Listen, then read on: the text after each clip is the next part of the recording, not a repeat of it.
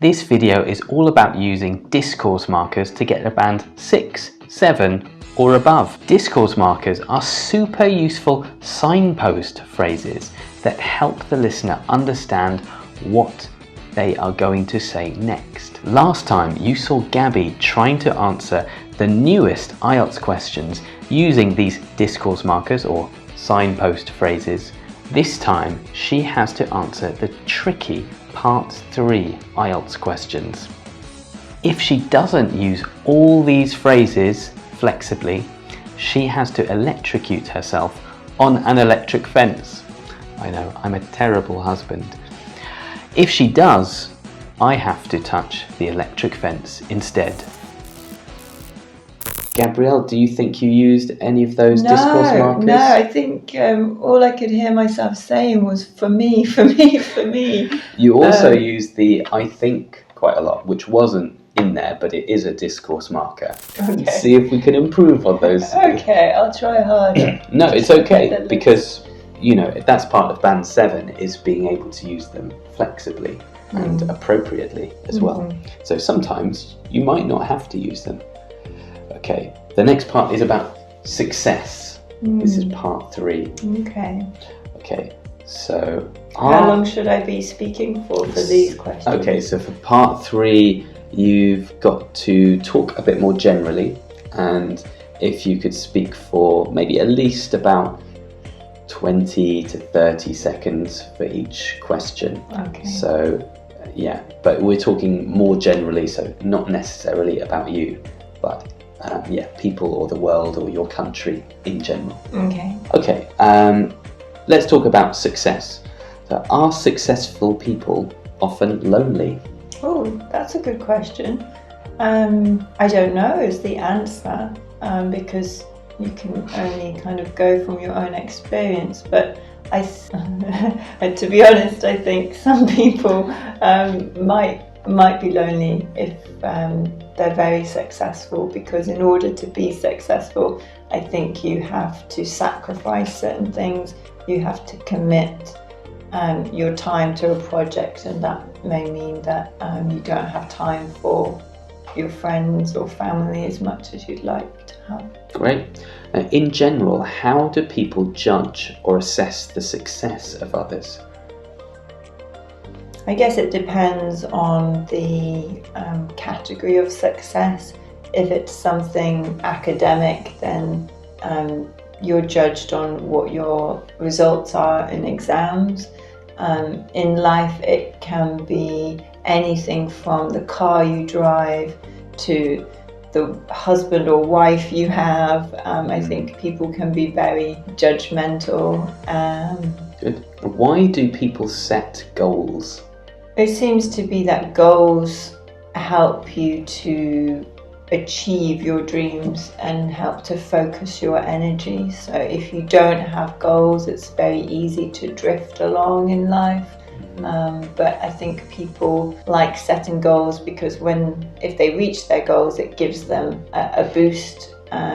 It's confirmation that the time they've spent was well spent because they've achieved something. What does it take to become successful?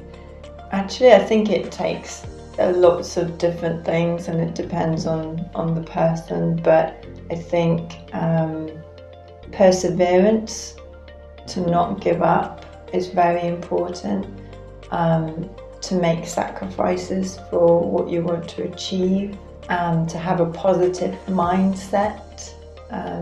There's the phrase, dream it to achieve it, I think. So, keep focused on what you want to achieve. I think you might have to have a thick skin. So if people, might knock you down, they might not believe in you, and you have to believe in yourself.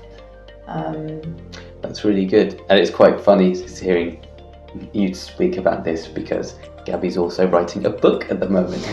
So being trying to strive for success and all of those things, it's very difficult. It is quite difficult.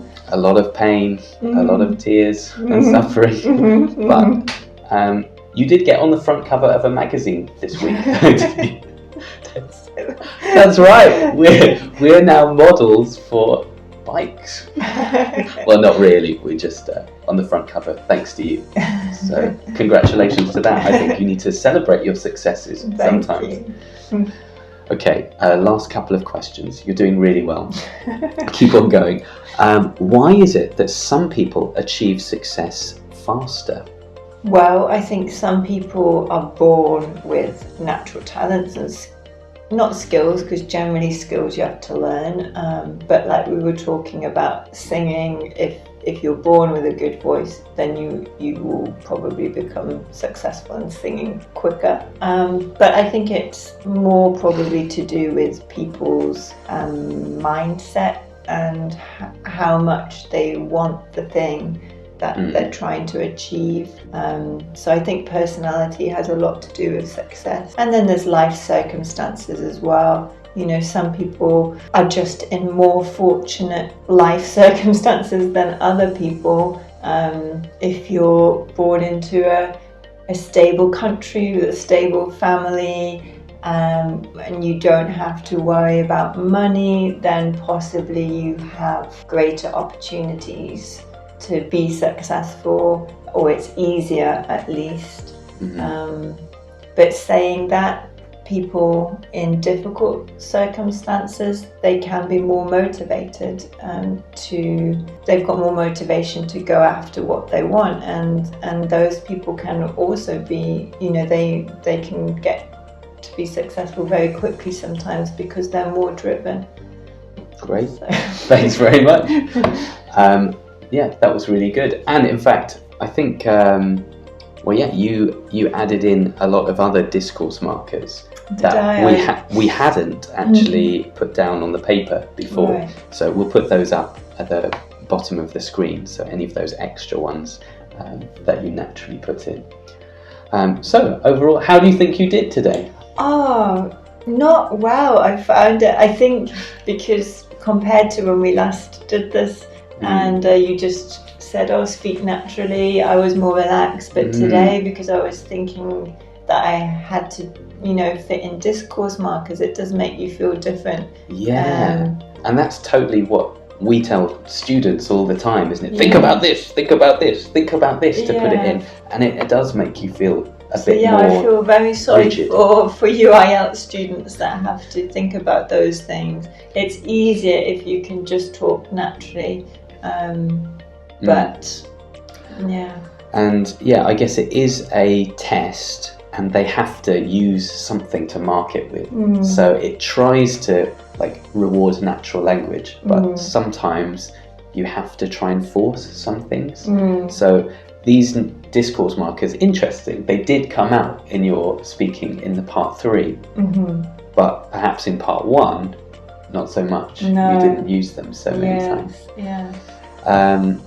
So which means, Gabrielle, Oh no! I'm so lucky, so lucky, because I hate electricity. Or You I'm mean so I scared didn't say I must admit?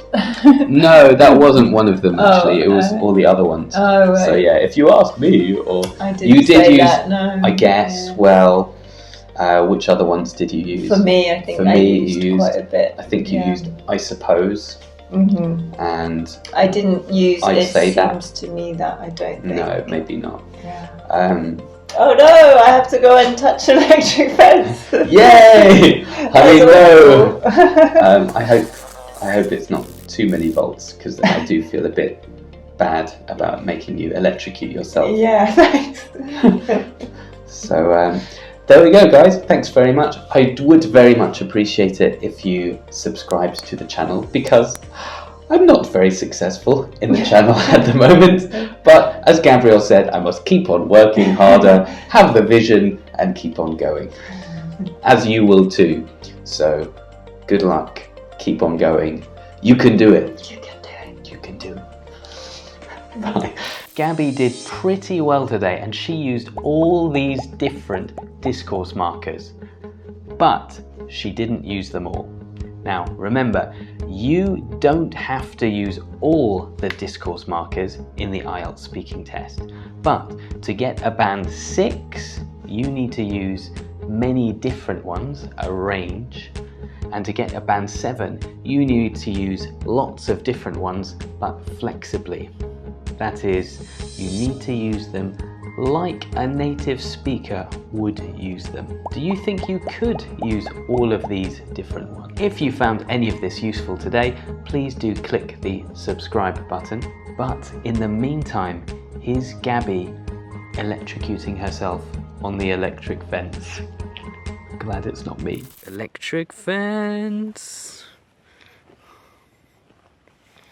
As part of the forfeit challenge, Gabby has to electrocute herself.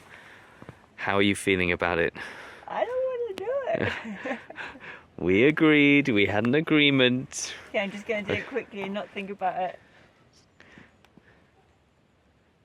I don't like it. Gabby has survived the electric fence and lives to fight and speak another day.